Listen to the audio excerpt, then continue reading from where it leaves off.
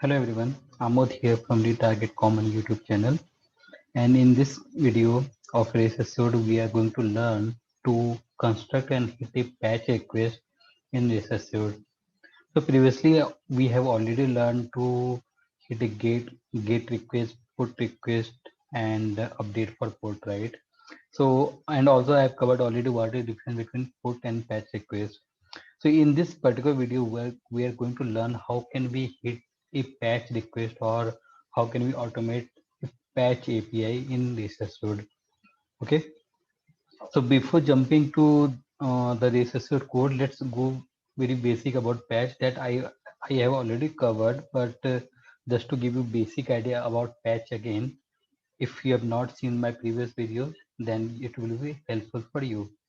Okay, so the first sentence, like the patch word, itself explains, right? Means like when we have deployed something, right, and there's something not working, generally we do a patch release. Patch means we're fixing some part of it. Okay, I mean suppose when we have some resource information and I want to update some details of that request, then we can use the patch HTTP method. Okay, so the second line says that a HTTP request method to update a resource partially or completely. Okay, so partially that is clear because patch can be used to update some part of that resource information, but it is no there's no restriction that you cannot update all the fields. If you want, you can update all the fields. Okay, that's why I written update a resource partially or completely. It represents what parts of resource needs to be modified.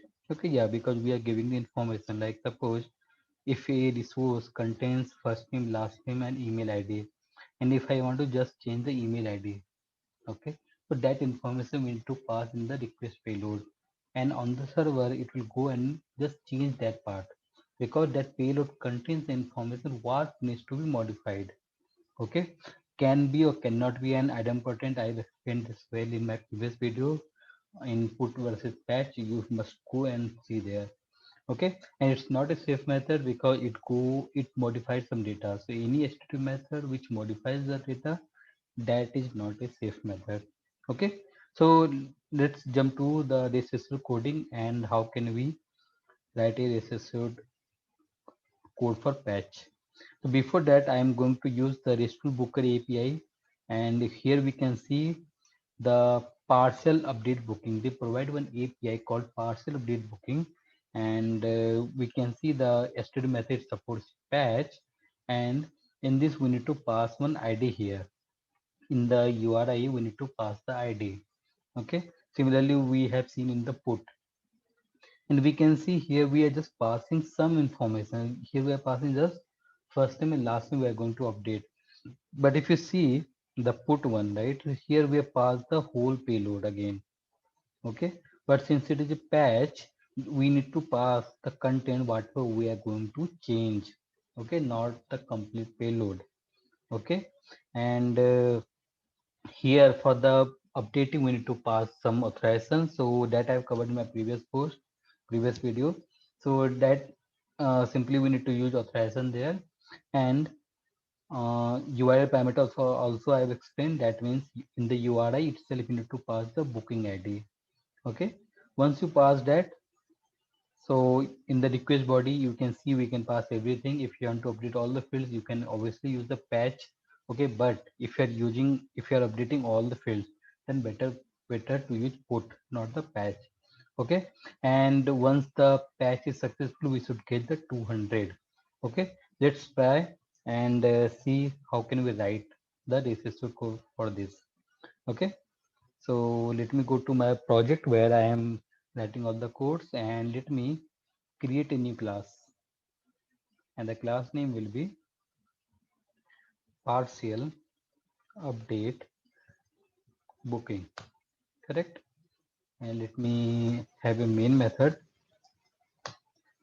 Okay, so we'll write in BDD format. So what is that? Rest assured. Okay, rest assured is a class in Java in the rest assured library, and we have a method called given. Okay, so this I already explained that how can we write in BDD format. So same thing I am using. So let's set the base URI and base path first. Okay, so base URI will be my this one. Till here we have base URI. Okay, and in the base path we need to pass the base path resource. Okay, and with the booking ID, whatever booking ID we want to update. Okay, so as of now we are not connected our API just to pass the data from one API to another API. So we as of now will use some existing booking ID. Okay, so this will be the base path and we need to append the booking ID. So let me use the one which will be the existing booking ID. Okay, then once it's done we need to set the body, right? Body means what things we're going to update. So just let me copy this part only.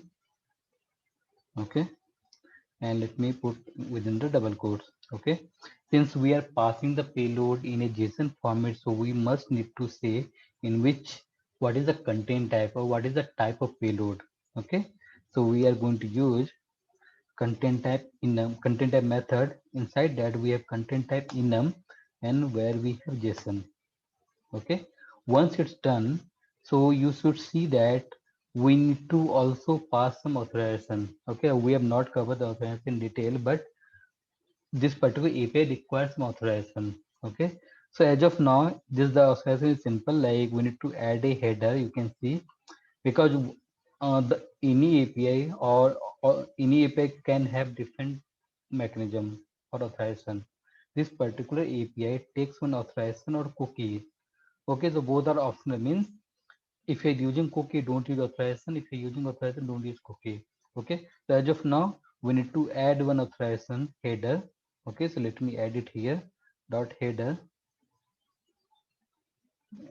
Okay, so here I need to pass the key. So let me pass the key. And if you have seen the previous video, so here we need to pass Z, right? Not S. Otherwise it will be problem. Okay, and the value will be simply basic. This is the basic authorization, that's why they have given. Okay, so they've given the code also, that is called access token. Just pass it here. If you don't understand this particular method, so don't worry. As of now, just to follow the same approach. I will explain that in detail in upcoming videos. Okay, so this is my request specification that is done. Like we have set the base URI, we have set the base path. Remember, in the base path we need to append the booking ID, so that only this resource will know, okay, which booking ID you want to update. Then in the body you need to pass what are things you want to update, and then to pass the content type, because that is mandatory in which format we are sending the payload. And for the authorization we need to add a header. Okay, and this has to make it very simple, like if you want to do a get, use the get method. If you want to do post, give a post method, use a post method, right? Similarly, I want to use a patch, so we have a different method called patch. Okay, patch. So let me put the logging also, so that we can see what is happening behind. Okay, so look log.all. Once we do the patch, then we have method. Then this syntax I've already explained in detail, so you must go and see if you are not watched that one. And I am putting the logging again here. Okay, then we can put assertion, assert that status code, right? We can see how much this asset has made the life simple to write the automation code for API testing. Okay, so this we have done, we are done now. Okay, so let me run it and let's see what happens. Okay, so simply can run as Java application. Okay, so let me go to the console and we can see request method patch. It is request URI. We can see how one has been appended with the URI. There is no proxy, no request param, no query param, headers. We can see authorization. Okay, it is coming by default. Okay, then we have body here, right? So here you can see it has been updated. Okay, responsive printing. Okay, Let me go and change this first name to my name, right? Let me do a booking on my name. Okay. So if I run it, so we should see the updated booking details. Okay, which you can see here, right? We can see it's proper. So we can see how much Recessor has made the life simple. Just to whatever ST method you want to write, you can simply call the methods. Okay, and the basic funda is same. Like you need to first construct the request. Okay, this is the construction of the request. This is what you want to perform, means which ST method you want to perform, and then the assertion, whatever you want to do, assertion do. Okay, so as of now we are just sticking to the checking the status code, but later we'll go and learn more. Okay, where we go and actually validate the value, because that is the purpose of testing. Okay, so I hope this should be good for you. And in the next video, I am going to cover how to hit a delete request in this episode. And that is also simpler. Just need to change some basic request specification. Then you need to use the delete method. Okay, and then you need to do some assertion. Okay, so that I will cover in next video. So if you have any doubt, you can always comment on my video, or you can contact with me using any communication channel, whatever you have, like WhatsApp, Facebook, or email. Okay, so thank you everyone. We'll meet soon.